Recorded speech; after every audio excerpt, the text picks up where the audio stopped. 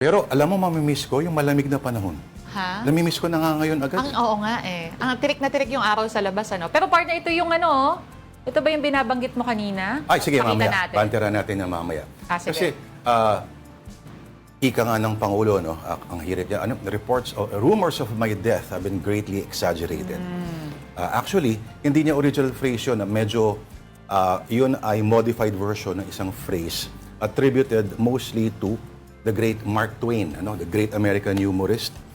At I think, kung yung nagkakamali, ginamit na rin niya ng tatay niya dati. Kasi noong 1983, nung nagkaroon supposedly ng kidney operation, si Apo Makoy, At kitang-kita ang pag-deteriorate ng kanyang health. Before that, itong photo na pinapakita natin, ay pinapakita niya sa press people na, ano sinasabi operasyon, ba't wala namang hiwa? Pero ang sabi naman ng iba, yung hiwa daw normally pag sa kidney, bandang baba pa.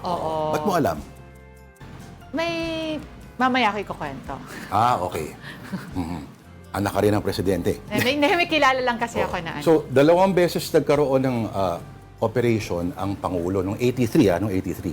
Yung first attempt, nag-fail. Yun ay kidney na dinonate ni Ferdinand Marcos Jr. Nag-fail yung una.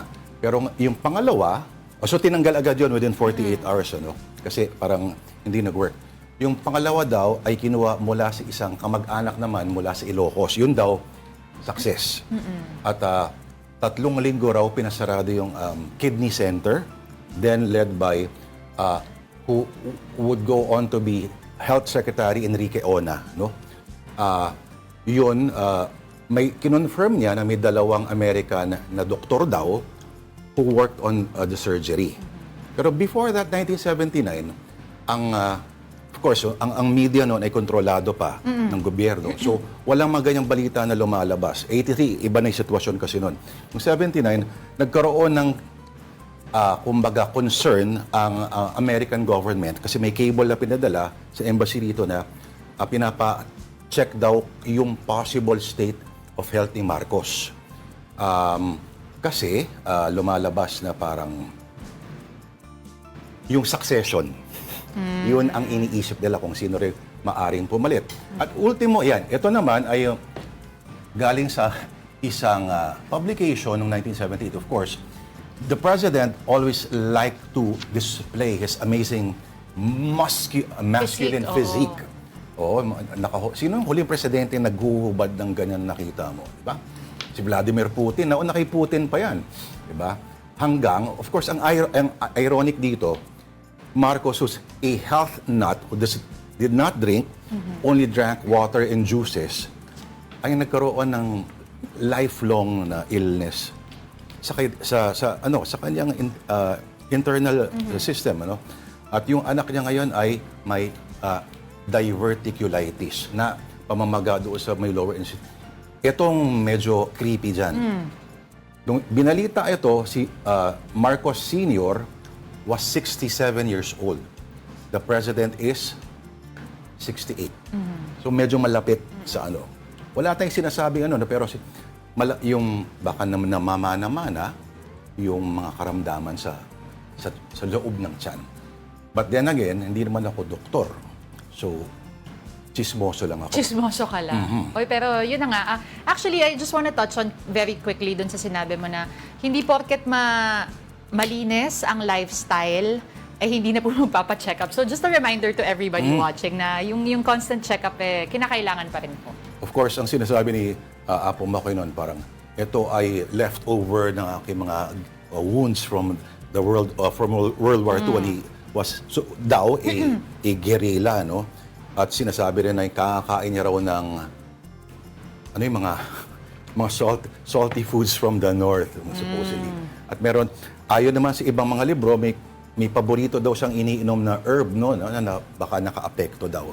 So, may mga ganyan-ganyang kwento. At noong 1986 campaign, kinikwento ng ibang mga eyewitnesses na talaga makita mo, dumudugo raw talaga. Binubuhat na raw kasi siya noon Binubuhat na pag sa mga campaigns. Dumudugo ang ano? Dumudugo daw yung kamay at makikita mo nakabenda. Kaya akala ko tinatanong mo kanina, yung tungkol sa pagbabalot ng kamay kung may Hindi, kinalaman. iba pa, iba pa. Ayun. So, interesting, mga kapatid. Mhm. Okay, so, anong punto nun? Wala lang. Oo. Ano lang, napapag-usapan lang. Mainit eh. Ang init nga. Oo. Hindi lang yung sa labas, pati yung mga balita. Correct. Kaya on to our stories. The Sandigan Bayan has deferred the arraignment of former Senator Bong Revilla and his co-accused in an alleged ghost project in Bulacan. For further details, we'll be bringing in mobile journalist Arles de los Santos. Arles, okay daw. Bakit pinagpaliban daw ang arraignment sa Pebrero? Lord, kasama nga sa mga dahilan ng pagpapaliban o pag-defer ng arraignment nga nito ni dating Senador Bong Revilla ay yung mga nagpapatuloy pa na motion, no, na inihain nga ng kampo nito ni Revilla. Kasama na nga dyan yung motion for consolidation, motion to quash the warrant of arrest, gayon din yung motion for transfer at motion for leave of reinvestigation. Kasi nga ito yung mga motion na inihain ng kampo ni Revilla, kaya hindi pa natuloy yung pagpa-file nila ng plea, no, kung guilty or not guilty. Kaya naman nagpapatuloy pa yung kanilang proseso dito, no. So hindi rin nabasahan ng sakdal itong si Revilla at kailangan daw na ma-resolve muna ito at nang sa gayon makapag-move forward. So binigyan ng hanggang January 28 yung defense or yung mga nagrereklamo rather para nga masagot itong mga request na ito at ano ang kanilang posisyon. At sa February 9 naman, yung magiging rescheduling ng pre-trial or arraignment nito ni Revilla at yung 6 pa nga na mga kapwa-akusado nito. At alam mo Lord, kanina mga pasado alas 8 ng umaga, dumating dito itong sila Revilla, pati yung 6 pa nga na kapwa-akusado ng mga Bulacan First District Engineering Office officials, no? Mga nakadilaw, nakasuot ng BJMP shirt at nakatali yung mga kamay, may mga posas. Pero pagpasok nila ng korte, inalis na nga rin ito, no? Dumating din dito yung ilan sa mga kapag-anak nito. Ayon kay Representative Joel Revilla, okay naman daw sila. Pero kay kay dating Senador Bong Revilla, no comment daw muna siya sa mga tanong. Okay, pag lilinaw lang Arles. Okay, bago mo itanong partner Denise yung tungkol sa pagbinabalot yung no, yung kamay. Ano nga ba ang nangyayari sa isang arraignment at ano ang kaibahan nito sa isang regular na trial halimbawa? Ngayon Lord, itong si Revilla nilipat na doon sa 4th Division na 1:30 kasi nakaschedule yung kanilang arraignment, no. Doon siya nakapag-bail na ng 90,000 pesos para sa kasong graft. Pero yung sa pre-trial or arraignment, dito nga babasahin yung mga sakdal kung ano-ano yung mga reklamo na inihain laban doon sa isang individual, sino-sino yung mga akusado, kailan inilabas yung warrant of arrest, at ano na nga yung magiging susunod na mga procedural or court processes pagkatapos ng pagsuko nito. Correct. Kumbaga, dito sinasabi ng Estado na ito ang mga akusasyon laban sa iyo. Ano ang tugon mo dito? So, yung judge sasabihin sa iyo kung ano yung mga charges against you. Tapos ikaw, you plead not guilty or yung no contest. Ano? So hindi dito maririnig yung mga pero dito rin, dinidecide kung i-release ka on bail. Pero of course, sa kaso nga ito, oo. Or yung walang mga witness muna, walang ganyan, no? Walang evidence argued in detail at walang verdict reached pa. So, yan muna, no? It's really just to hear your plea. So, parang lumalabas dito, Arles, parang mabait yung korte at binigyan parang karagdagang oras ang kampo nila Revilla. Hindi naman natin masasabi na ganyan, Lord, and we cannot speak for the court at least, no?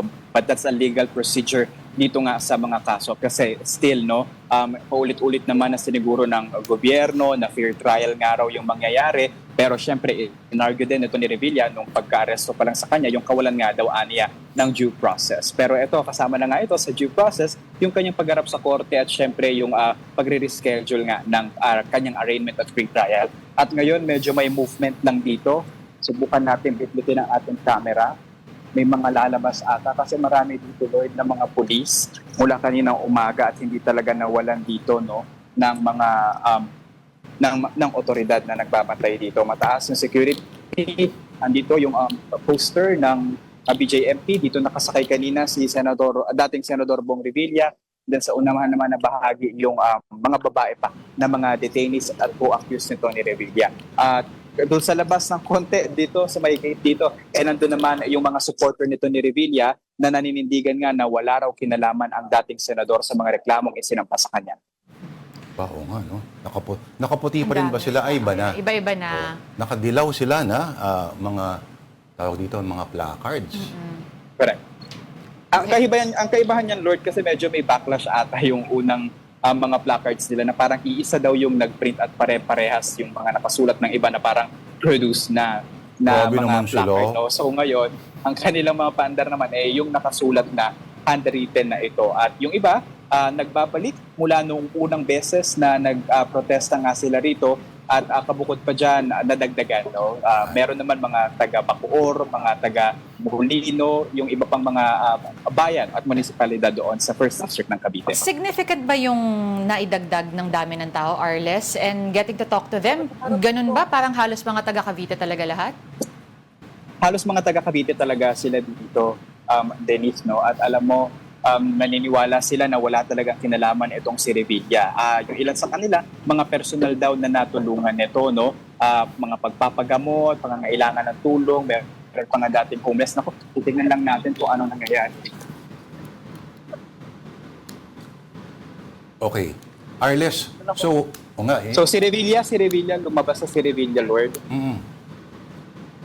Ayan, sasakay na siya ng poster dito. Ito yung BJMP na poster.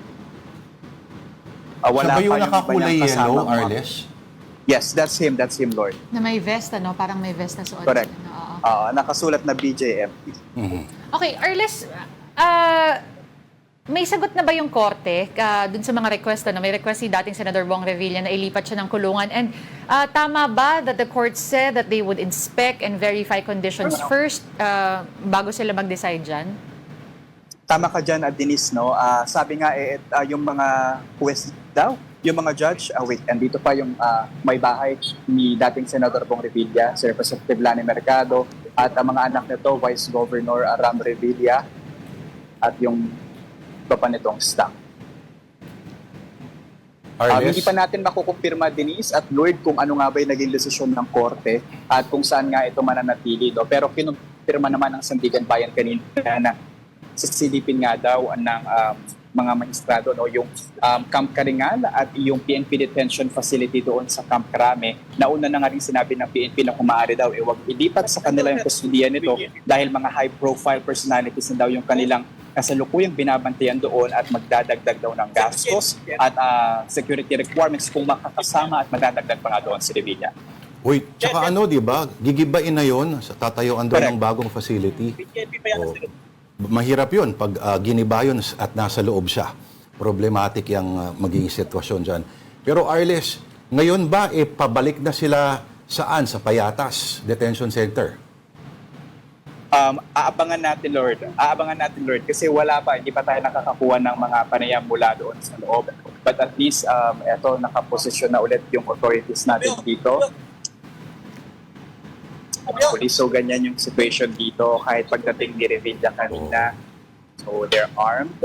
Ito ay mga kawani ng PNP, BJM. hindi, pwede mo ba silang kausapin, Arles? Oh Lord, baka hindi rin ito sumagot sa atin. So ito aalis na at gumagalaw na yung the poster or maybe he'll stay here kasi wala pa sina Bryce Hernandez. Hindi pa natin nakita na sumakay dito. Nung dumating kasama niya yun, sina GP Mendoza at Bryce Hernandez, nakasama niya din ngayon na naka-isolate nga bilang bahagi ng health protocol ng PJMP, of course. Pero Arles, di ba ang sabi may kasama daw siya sa selda? Ano bang... Correct. Ano bang kwento doon? Kasi, ang kwento doon, Lord, ay yung mga kasama nga niya, yung kapwa mga akusado niya rin na ngayon nga ay naka-quarantine bilang bahagi ng process ng BJMP for health protocols. So, abangan lang natin kung aalis na to anytime, no? Okay.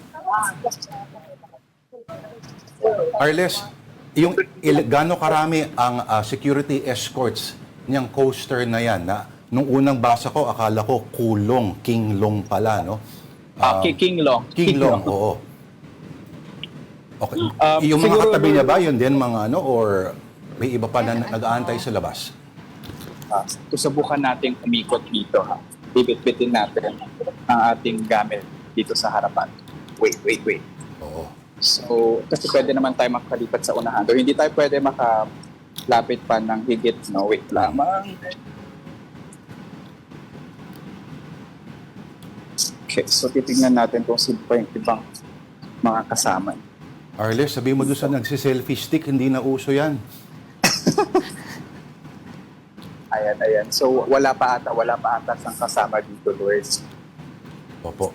Tanaw ba? Tanaw ba ang dating senador? Kawayan mo kaya, Arles? Or maybe sa kabila ata siya. Kabila, oo. Baka dito yan, ano? Okay, bakit kaya yung iba naka-helmet, yung iba ay naka-beret lamang?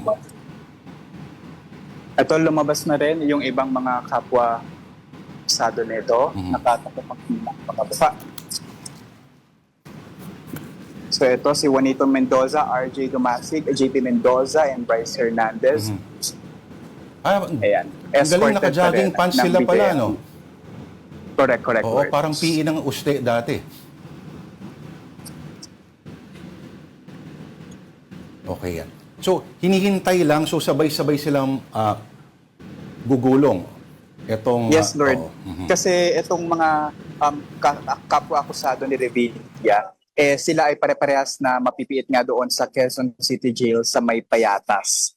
So, male dormitory, sila yung magkakasama. Pero yung dalawa na akusado na nasa kustodiya na rin ng otoridad, sina Emelito Watt, nasa female dormitory naman sa kaibang kulungan. Ano?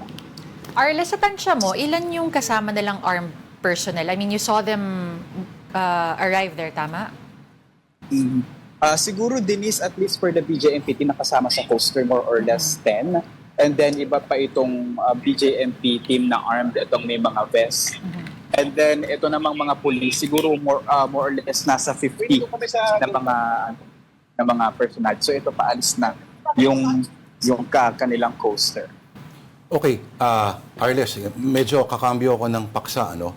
Ano kaya yung update? Kasi kahapon sinabi ni Richard Padolio ng DOJ na expect 2 or 3 more cases to be filed this week. Mukhang aabot pa ba yan? Kasi di ba, marami pa raw inaasahan na ipa-file.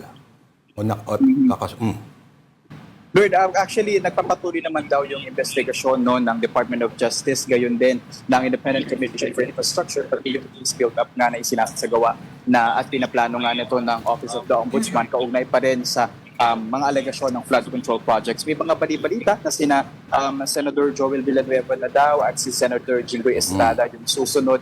But of course, we need to see to ito. Sino man talaga yung susunod nga na sisilbihan ng arrest warrant at sino yung sasamahan ng reklamo ng Office of the Ombudsman. Alright. Mula sa katahimikan ng ICI nung isang taon, nung isang buwan, ngayon nasa ligalig dyan sa Quezon City. Itong si Arles de los Santos. Maraming salamat sa iyong ulat. Ang ating mobile journal, Arles de los Santos. Meantime, personalities convicted over anomalous flood control projects will be serving time in a so-called Supermax prison facility in Occidental Mindoro. That's as the Bureau of Corrections announced that repairs on the facilities of the Sablayan Prison and Penal Farm are almost done. At para bigyan ng mukhang balita ang ating mobile journal, Evan Tarinque. Sa halip na sa Bilibid, dito na sa Supermax facility sa Sablayan Prison and Penal Farm sa Occidental Mindoro, ikukulong ang high-profile personalities na posibleng mahatulan sa kasong may kaugnayan sa flood control scam. Isasara na natin ang Bilibid kasi yung Bilibid, it will now be repurposed. Hindi na 10 years yung stay namin doon. Napaikutan kami ng mga first class subdivision. Pagka may nagkaroon ng, let's say, jailbreak doon or whatever, magiging serious security problem. Yung property na yon, it can be used for other purposes na kailangan ng gobyerno natin. Agad din tiniyak ng BJMP na walang magiging VIP treatment. The DILG Secretary also committed in providing body-worn cameras to our personnel handling those former government officials to ensure transparency, at the same time accountability at ma-monitor namin, and we don't want them to corrupt our employees also. Aside from that, we trust that all our employees are professional and they will follow professional ethics. Kahit naman si former Supreme Court Justice Andres Reyes Jr. na lang ang nag-iisang miyembro ng Independent Commission for Infrastructure, tuloy-tuloy pa rin ang trabaho ng Technical Working Group on Asset Recovery. Ang mga asset na nakuha, isinasaayos na sa isang database ang mga asset na hawak ng pamahalaan. 140 personalities at nasa 300 kumpanya ang tinitignan ng grupo na konektado sa flood control scam. Pero ang problema, ang mga air assets o eroplano na pag-aari umano ni dating Congressman Zaldico, pahirap para sa pamahalaan. Habang nakagarahe ang mga ito sa hangar sa Malaysia at Singapore, gumagastos ang pamahalaan ng di bababa sa 50,000 pesos kada araw sa kada air asset para sa maintenance at hangar fees. Dahil wala pang forfeiture order para sa mga eroplanong ito, hindi pa ito may uuwi sa bansa, kaya patuloy na umaandar ang metro. Kaya para sa Department of Justice, sana tototohanin na ni Ko ang pakikipag-ugnayan sa pamahalaan. Pending pa rin kasi ang red notice na hinihingi ng pamahalaan sa Interpol. Sa ngayon, lampas 20 bilyong pisong asset na may kaugnayan sa flood control scam ang hawak na ng Anti-Money Laundering Council. Gagamitin daw ito para imbestigahan ang money trail. Pero nagtataka rin ng mga otoridad, paanong nakapagsauli pa ng pera mapersonalidad na sangkot sa flood control scam, gayong frozen nga ang kanilang asset. Magugulat ba ako kung nasa dingding ng pader yan o binaon sa lupa? Hindi na ako magugulat. Kung pagbibigyan daw ng Bangko Sentral ang mga panawagan na i-demonetize ang 1,000 peso bills, maraming perang konektado sa korupsyon ang maglalabasan. Samantala, wala naman daw nakikitang foul play ang Bureau of Fire Protection Central Office sa nangyaring sunog sa Financial Records Room ng DPWH Cordillera. Faulty wiring umano ang mitsa ng apoy. Sa kabila nito, iniutos si Baguio City Mayor Benjamin Magalong na bantayan pa rin ang nasunog ng records room habang hindi pa tapos ang investigasyon. Hindi pa rin kasi nasasagot kung ano nga ba ang nasunog ng mga dokumento. Una nang nilinaw ni DPWH Undersecretary Ricardo Bernabe III noong Lunes na walang sensitibong dokumentong natupok. Plano ngayon ng DPWH na i-check ang mga gusali ng ahensya. Mga kapatid, Mobile Journal Ivan Taringki po hatid ang mukha ng balita. Meantime, we give you a quick rundown of more stories on One News. The Supreme Court is considering the introduction of custodial hearings as part of its jail decongestion plan following the first summit on the matter. The proposed hearings would allow trial courts to determine if an accused may qualify for alternative modes of detention such as house arrest, hospital arrest, or other forms of preventive release. These also include compassionate release for the elderly and critically ill, as well as furlough for pregnant or nursing women. The Department of Justice says there is still no verified information confirming that resigned Congressman Zaldico is in Portugal. That's despite a red notice request for the fugitive ex-lawmaker. The DOJ added the law enforcement is still conducting due diligence and has received no report that Co was cited in Portugal, despite DILG Secretary John Vic Remulla saying Co is staying in a gated community in Lisbon. As for gambling tycoon Atong Ang, the supposed mastermind in the missing Sabongeros case, the DOJ believes he is still in the Philippines. There are reports Ang has slipped into Cambodia or Thailand. And the Philippines has lifted its ban on Elon Musk's Grok AI after its developer pledged to remove deepfake features and all sexually explicit content. The Cybercrime Investigation and Coordinating Center said access was restored 5 days after the DICT blocked the tool for allowing pornographic material. The CICC assured it will continue to closely monitor Grok AI to ensure compliance with Philippine laws and regulations. Wag masyadong excited. That was President Bongbong Marcos's message to those eager for his ouster after spending a night in the hospital. Mobile journalist Julie Baiza reports. Okay, okay muna masyadong ma-excited dahil it's not a life-threatening condition. The rumors of my death are highly exaggerated. Ito ang sagot ni Pangulong Bongbong Marcos sa mga masyado raw na-excite sa kanyang pagkakasakit. Kahapon, kinumpirma ng palasyo na nagpalipas ng gabi ang Pangulo sa St. Luke's Medical Center sa Quezon City matapos makaramdam ng umano'y discomfort. Dahil dito, Si Executive Secretary Ralph Recto muna ang humalili kay PBBM sa awarding ng 10 outstanding young men sa Malacanang kahapon. Pero sabi ni PBBM, walang dapat ipag-alala ang publiko. I'm fine. I'm feeling very different from the way I was feeling before. Naayos na yung problem. What happened was I now have diverticulitis. It's a common complaint amongst apparently people who are heavily stressed and people who are, I have to admit, growing old. Ayon sa Mayo Clinic, ang diverticulitis ay pamamaga ng diverticula o yung maliliit na pouches sa digestive tract.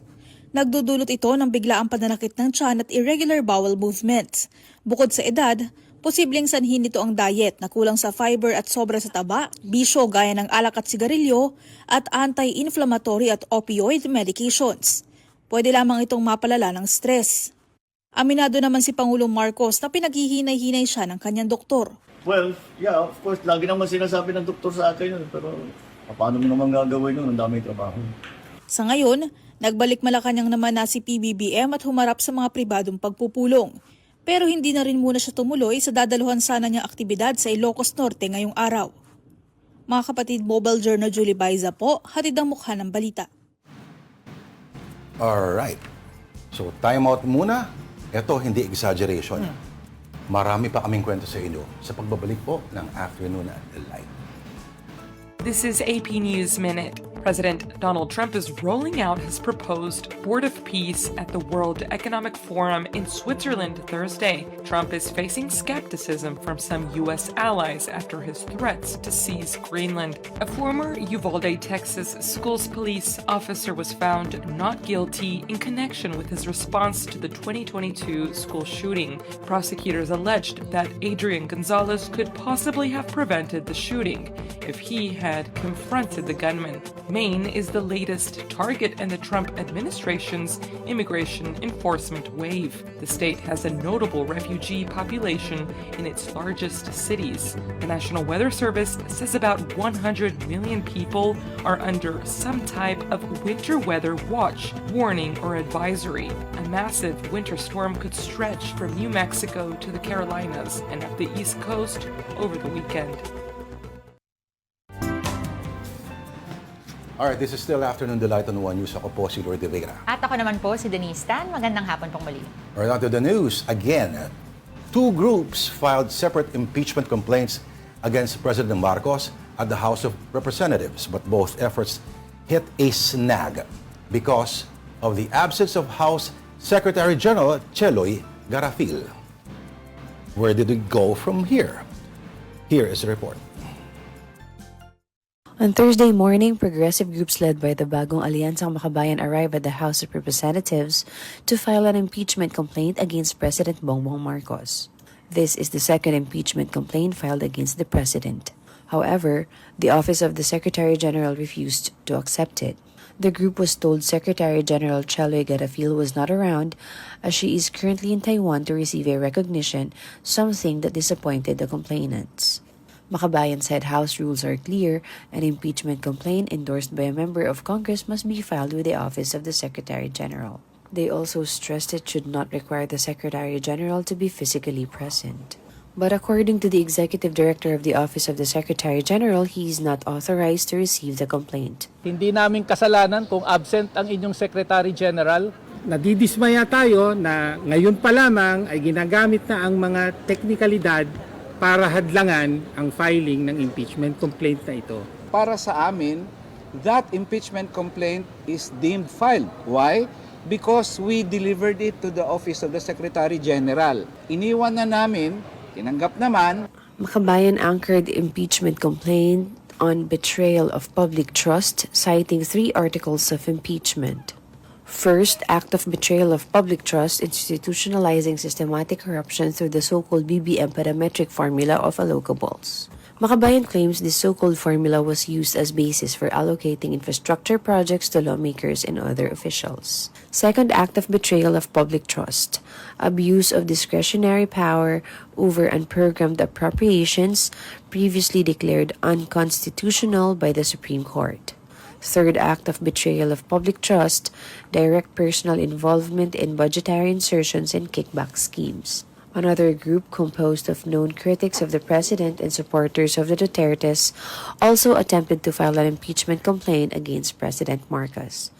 Among the complainants were former lawmakers Mike Defensor and Jacinto Perez, along with former Ilocos Sur Governor Chavit Singson and retired General Hermogenes Esperon. They cited grounds such as culpable violations of the Constitution, betrayal of public trust, graft and corruption, and other crimes. Tension also erupted after the Office of the Secretary General refused to accept their complaint. The group did not leave a copy of the complaint and said they are considering bringing the matter to the Supreme Court. So why would we burden ourselves to go back here on Monday and be part of the moro-moro na alam naman namin yung scam impeachment ni De Jesus ang iti-take up nila. Meanwhile, House Committee on Justice Vice Chairperson Jonathan Flores clarified that a complaint may still be considered filed if it was tendered to the Office of the Secretary General. What is important is that it is tendered to the office, and if they refuse to receive it, then a copy should be left para to consider it as filed na rin. We also give you a quick look at stories from our media partners. On the Philippine Star, one headline reads, Domestic workers in NCR to get 800 peso hike in minimum wage starting February 7.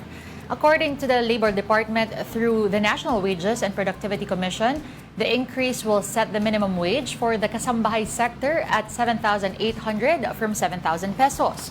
Covered in the hike are general house helpers, yayas, cooks, gardeners, laundry personnel, and others who perform domestic work in a single household. Not included are other service providers like family drivers and other kasambahay who do service only occasionally and not as an occupation. Meantime, Business World is reporting about the Bureau of Internal Revenue possibly resuming the issuance of letters of authority or LOAs within the first quarter. An LOA is a document from the BIR that allows an examiner to inspect taxpayer accounts, a requirement before any tax audit can proceed. The move to resume LOA issuance is an intervention that will allow the BIR to meet its revised revenue target this year of a little over 3.4 trillion pesos. In November 2025, the BIR banned all field audits, including LOAs, following allegations of misuse from business groups and lawmakers. For more details of these stories, you can visit the social media pages of the Philippine Star and Business World. Do check out as well the social media platforms of One News PH for the very latest news. Cebu City is racing to find a new dump site after the fatal collapse of the Binalio landfill. And for details, we have our man in Cebu, Dale Israel. Dale, okay, meron na bang nakitang alternative site na or may kinukonsider pa lamang sila?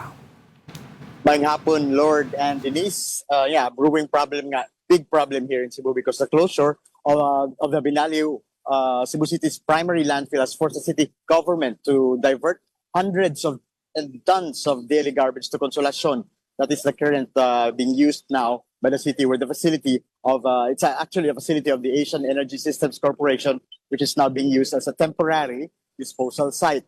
However, the arrangement is good only for 30 days to dispose of its waste in Consolacion, prompting city officials to rush to the search for alternative landfill and more sustainable long-term solutions. Among the options being explored are the establishment of materials recovery facilities, the use of transfer stations, and the city government is actually looking at Minglanilla. The city government also talks with the local government units of Minglanilla, Bogo, and Aluginsan for possible landfill partnerships, but this was denied by Minglanilla. This week, there was a coordination meeting at the Cebu Capitol here with DNR officials, Governor Pamela Baricuatro, Minglanilla Mayor Rajiv Enad, Talisay City Mayor Sam Gules, and other officials. Minglanilla Mayor Rajiv Enad has firmly rejected the proposal to use his town as a disposal site for Cebu City's garbage. In a statement to his constituents, Mayor Enad said he clearly voiced the sentiments of the people of Minglanilla, rejecting the proposal, stressing that transferring the environmental burden of a big city to a small town like Minglanilla is unreasonable and fundamentally unjust. In context, we're talking here about 500 to 600 tons of garbage daily output of Cebu City. Minglanilla is just 15 kilometers south of Cebu City, which is about 40 to 1 hour drive from here. So Minglanilla talaga is actually one of the most feasible areas, pero yun nga lang, ayaw ng mga tao ng Minglanilla. There are proposals also to bring the garbage to Bogo City or Aluginsan, but more people are saying no to this. That is why Cebu Governor Pamela Baricuatro are talking to some investors of a waste-to-energy plant, which will be hitting the need for more power plants, and two problems actually: hitting the need for more power plants and solve the garbage problem. There is no concrete agreement yet by the investors meeting last Wednesday. Meanwhile, the Cebu City government has also decided to move the implementation of its no segregation, no collection policy to March this year, following the deadly collapse of the Binali landfill and logistical challenges brought about by the Sinulog festivities. The landslide has killed 36 employees of the landfill and a rescue worker. Mayor Archibald explained that the original timeline had to be adjusted due to the developments. What they're doing now are information dissemination and spreading of leaflets across the city. And starting in March, unsegregated waste will no longer be collected, and violators may face fines ranging from 1,000 to 5,000 pesos. For now, while enforcement is deferred, the city government information drive across barangays, distributing flyers and holding community assemblies to prepare residents for the new policy. Back to you, Lord and Denise. Diyan makikita yung political will ng local government. Sa Japan, halimbawa sa Airbnb, pag hindi ka nag-separate, naku, may yari ka sa fine at naku. No, I wanted to ask nga, ano ba yung implementation niyan, Dil? Kasi it's one thing to say na bibigyan ng fine or hindi ko kolektahin, pero as we know and we've seen in the past, may mga rules na pagbibigyan muna during the first week, the first month, hanggang sa na-extend na na-extend. Kailan sila, when are they gonna put their foot down and start it again? Okay. And really be strict about it? I'm yeah. sorry. Yes, Denise. On February, or about a few days from now, or next month, magdisimula yung information dissemination at mga reprimand lang yung i-issue nila. Pero starting March 1, ay strict implementation daw. Doon na yung mga penalties, meron ng hindi na no collection, no segregation, no collection policy na will be implemented in March 1. Sa February, reprimand at information dissemination pa lang. Alright, good luck. Maraming salamat sa ating One News Cebu Desk, Dale Israel. Thanks, Dale. Now, shifting to sports, Team Philippines is making waves at the 13th ASEAN Para Games in Thailand. And for the details, we have mobile journalist Denise Valdesancho. Denise, what's the latest? At ilan na nga ba ang nakuha na medals ng ating mga atleta?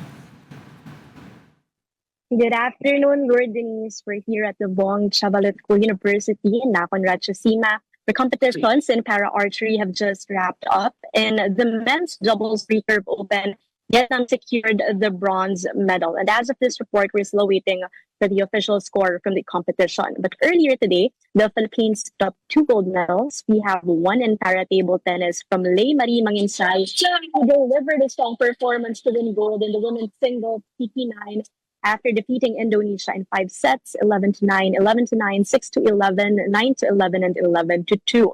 Meanwhile, in Paris swimming, Angel Autumn earned her 4th medal today, capturing gold in the women's sports S5 and setting a new ASEAN Para Games record with a time of 1 minute and 43.87 seconds, breaking the previous mark set back in 2001.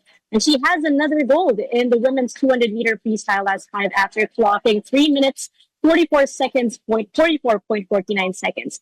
As of this update, Lord Denise, Team Philippines remains 4th overall. We have 55 medals all in all. That's 18 golds, 19 silvers, and 18 bronzes. Lord Denise. Okay, Denise, ano pa yung mga dapat abangan sa mga susunod na araw ulit? Pag-recap lang ulit ako. And hanggang kailan nga ba itong Para Games? Sorry, Denise. Okay lang nung paulit yung last part. Hanggang kailan lang? Hanggang kailan natin pwedeng abangan at subaybayan itong Para Games? Okay, for the Para Games, 26 yung closing. So hanggang 25th lang lahat ng games. That's until Sunday only. For today, marami pa tayong aabangan for para-athletics. Hindi talaga tayo nauubusan for para-athletics dahil napakaraming events para-athletics alone. Itong para-archery nga, kakatapos lang ng Team Philippines sa Battle for Bronze. But we still are waiting for results in para-fencing, para-judo, para table tennis, maraming preliminary events today. And we also have preliminaries in the women and men's 5x5 basketball, as well as we have sitting volleyball today. In the next few days, for example, tomorrow, marami tayong medal matches for para archery. And of course, sa Sunday, dito na babagsak yung mga team events. For example, na yung basketball and sitting volleyball. So, sobrang dami pa. At medyo naiipon pa siya over the weekend. But by Monday, Denise, ay closing ceremonies pa. All right, thank you very much. Mobile journalist Denise Valdesancho. In esports, Philippines Aurora Gaming booked a spot in the M7 Grand Finals. And for the details, we have mobile journalist Amy Atienza. Amy, sino ang tinalo ng Aurora? Yes, good afternoon, Lord Denise. Dito naman sa Jakarta, Indonesia, meron tayong 2 Philippine representatives para nga iangat muli ang ating bansa sa larangan ng Mobile Legends Bang Bang.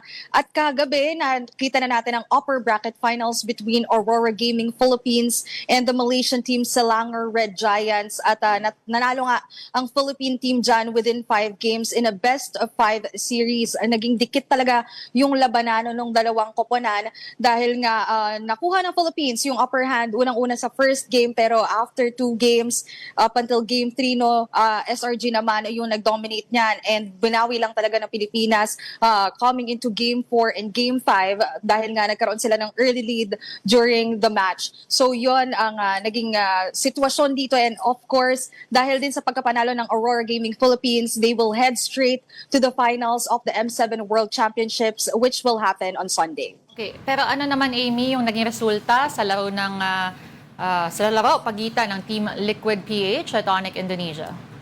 Well, before the SRG versus Aurora Gaming Philippines match, ay nagkaroon din naman ng laro ang isa pang Philippine representatives, which is the Team Liquid Philippines. Sila nga yung kinikilala bilang current champions ng MPL Philippines Season 16, at kalaban nila yung Indonesian champions din. At talagang dikit din yung naging labanan dito, pero nakita rin talaga natin yung aggressiveness nung plays nung Team Liquid para nga makuha naman yung panalo in 4 games. So 3-1 yung score against Onyx Indonesia, and fun fact, napakaraming Pilipino talaga ang nanood dyan dahil bukod sa Philippine team, talagang sikat na sikat rin dito sa Indonesia yung Pinoy jungler ng Onyx Indonesia, which is si Kyrie Rayos del Sol. So maganda yung naging naipakita din ng jungler ng Indonesia, pero lumamang talaga ang Pilipinas, at yun nga, nasabi na rin ng Team Liquid na gusto nila talagang ibigay sa Pilipinas yung 6th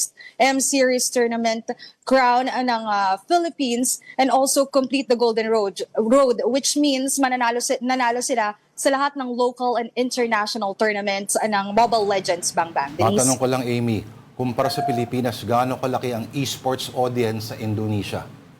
Well, if i-compare natin sa aspect ng Mobile Legends, mas malaki pa rin yung fan base talaga ng Indonesia. And if we look at the numbers din, lagi naman sinasabi na mas aggressive talaga yung fan base dito sa Indonesia. Also the reason why simula M4 at ngayon na M7 na ay talagang ginaganap din dito sa Indonesia yung world stage ng Mobile Legends Bang Bang. Nakita natin over the past few years din, napakalaki ng rivalry ng Indonesia pati na rin ng Philippines pagdating dito sa sport na to. Lalo na dahil season 1 ng M-Series ay Indonesia ang panalo, pero right after that, strict na ng Pilipinas yung nangyayari dito sa M-Series tournament.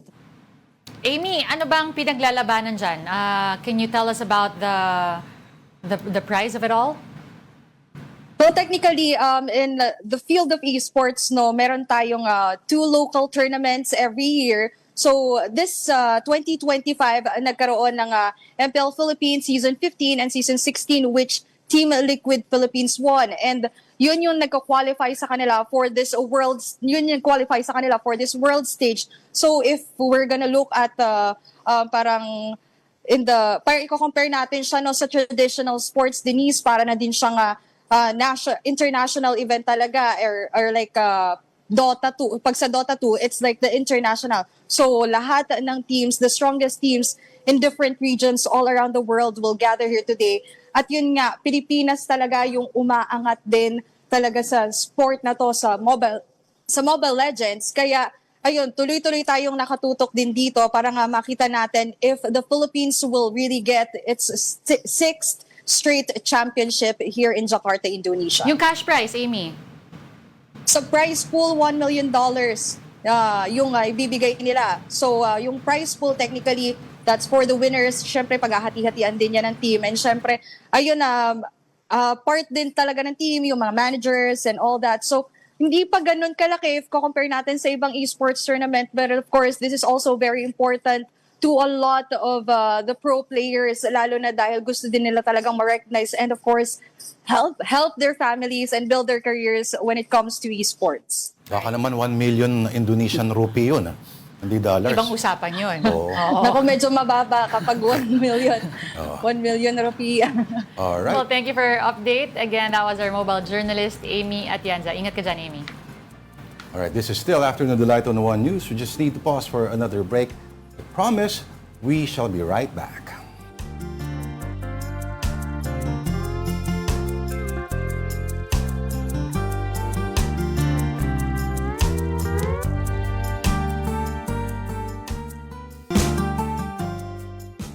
And you're still watching Afternoon Delight.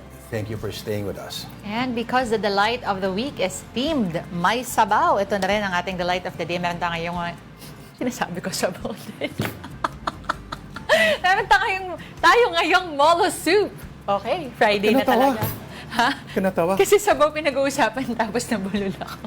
Ay, hindi naman halata. Nag-call attention ka pa dun eh. Ay, sorry. Gusto ko lang talaga humalakpak dahil Molo. Friday na. Is it pansit or soup? Ano Kasi sinabi, pag pansit molo, parang ganito rin. Nalilito ako nung bata ako eh. Akala ko nga pag molo yung may miswa eh. Naguguluhan ako actually kung ano ba talaga yung molo. Oh, ito lang yung dapat mong kainin agad. Kasi madali siyang dapat mainit na mainit pag sinerve mo. Ito yung tipong makalimutan mo lang yung madali siya mapanis, ibig sabihin. Kasi talaga yung chicken stock talaga niya solid talaga. Gusto ko dito yung maraming garlic. Parang amoy garlic nga. Oh, sobrang daming garlic, talagang hindi siya lalapitan ng vampira. Ganon. Oh, of course, it's a place in Iloilo, yung molo. Ba't tayo matikman? Eh, sa'yo yung kubiertos eh. Binubuksan ko lang para sa'yo, madam. Thank you. Ang style dyan, kapag hindi, parang pag hindi ka binigyan ng, sa restaurant ng ano. Ng kubiertos. Sir o miss, pahiram ng kamay mo kasi hindi ako pwede magkamay eh. Magsalok? Oo. Subukan mo kaya yun, Charis? Try mo lang close na kayo kagad nun. At least may bagong kaibigan. Okay, sige. Malupit yan pag pinahiram ka niya. Dahan natin stories on social media. First on the Philippine Star via Joyful Wellness, over half of working-age Filipinos are overweight. National data show. Grabe. Hindi mo magugulat. Kasi, ang Pilipinas ang merong tinatawag na yung double burden of malnutrition. No? Ang kakulangan, di ba, meron kang significant weight problem sa isang bansa na may significant hunger problem din. No? Marami taong nagugutom, pero bakit ang daming matataba? So, sa panahon ngayon kasi, ang hunger, hindi naman ibig sabihin ay yung kakulangan ng calories. Ibig sabihin nito, yung maling calories ang nai-ingest. Nutrients ang ano. Kasi ang cheap calories ay napakamura. Oo. So yun na lang ang kinukonsume ng maraming Pilipino. Ang cheap calories, yung mga kanin, yung mga noodles. Ang healthy calories like fresh vegetables, lean meat, hindi siya mura, 'di ba?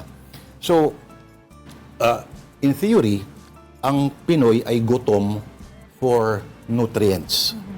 At isama mo pa dyan, napaka-stressful ng environment natin. Hindi porke nagko-commute ka araw-araw, ibig sabihin na i-exercise ka na maayos kasi yung cortisol levels mo ay nagko-cause din yon ng weight gain. Balance yan may balance na effect yun. Tsaka, I think a lot of people don't actually realize is kahit nasabihin natin na our meals usually consist of carbs and protein dahil kanin at ulam tayo, madalas kulang yung macros natin when it comes to protein. Kulang na kulang talaga. Yun ang kailangan natin, especially if you want to sustain your muscle. Lalo na, no, pag mas tumatanda ka, mas kailangan mong na-replenish yung protein. O may tinatamaan. Pumotpot ka naman doon ng konti. Okay, sorry. May humps doon, no? O minor. Uy, si Icy Padua, happy birthday. Happy birthday, Bakit Icy. naman talagang nasingit sa subject matter na ito si Icy Padua sa birthday niya?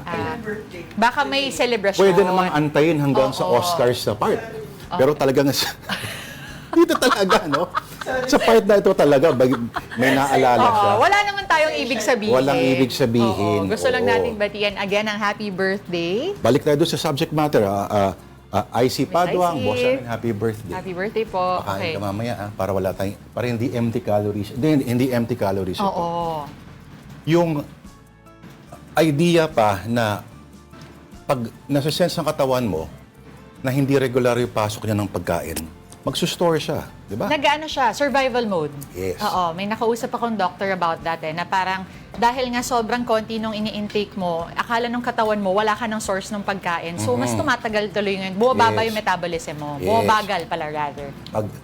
Ang magaling katawan natin alam niya, hindi sigurado kung kailan susunod mong calorie intake. Relax muna tayo, bagalan natin ano. Okay. Okay tayo? Move on to our next story. Move on, wala. Marami nang nasasaktan. Oo nga eh. On the Philippine Star, the nominees for the 98th Academy Awards or the Oscars. Okay. Alam mo, ang pinakamarami at record ito Tikman ko nga to. record ang Sinners. Sinners, I haven't seen it. Pero maganda nga daw. Nakakaaliw siya na vampire movie set in the American rural South. Ay, napanood ko na pala. Sorry, kalimutan ko lang. Ganyan ka naman Oo, kalimutan. Sabaw. Ito po, Kinakalimutan mo sabaw yung mga po para pinapanood sa mo. ating lahat. Hindi lang ako magaling mag-alala ng mga, but yes, going back. Hindi mo ba naalala yung katawan ni Michael B. Jordan? Dapat dun ka nag-start.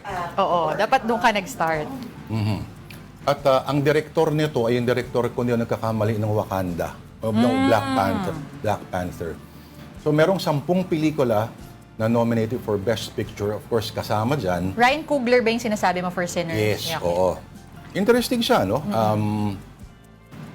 May ano siya, may simbolismo, pero at the same time, does not deprive you of an enjoyable That's right. vampire movie na medyo may parts creepy talaga siya. Praning lalo na pag mag-isa mo lang pinanood sa gabi. Pero of course, ang feeling ko mananalo pa rin dyan yung For One Best Battle Picture? After Another.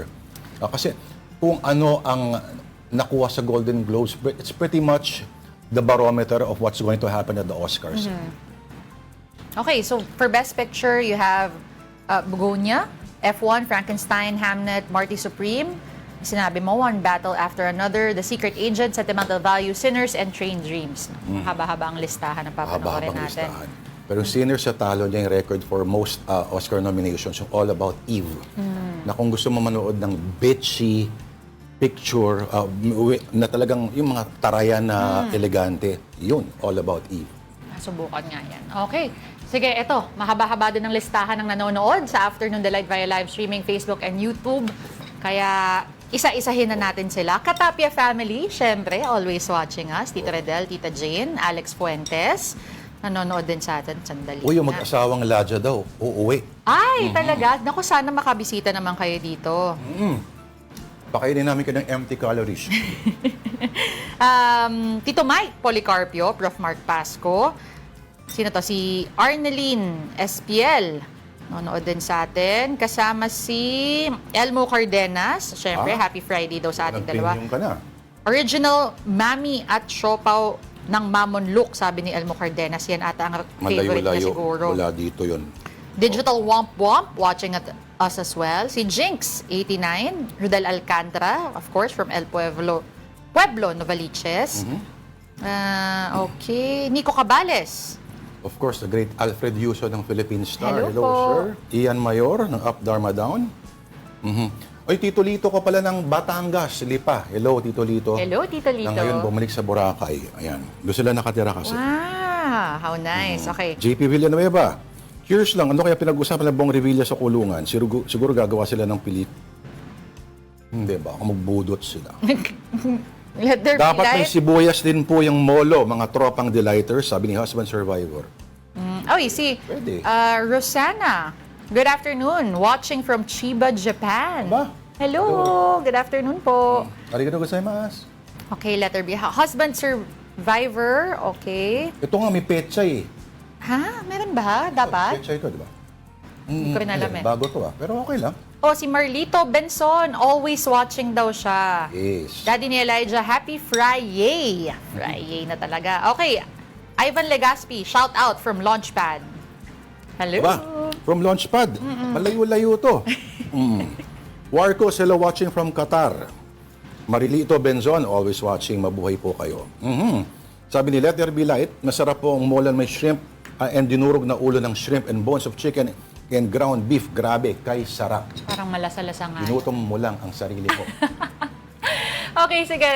That will have to do it for us today and this week. Thank you for watching Afternoon Delight. Enjoy your weekend, everyone. Ako po, si Denise Tan. Mamimiss ka namin, Denise Tan. Papanoorin ka na lang namin sa telebisyon. Replays pa ulit-ulit sa YouTube where everything is forever. Sa Lunes ulit, alas 12 in punto. Ako po si Lourdes Vera, kapatid. We are One News, all sides, all the time. Have a delightful afternoon. And enjoy the damn weekend.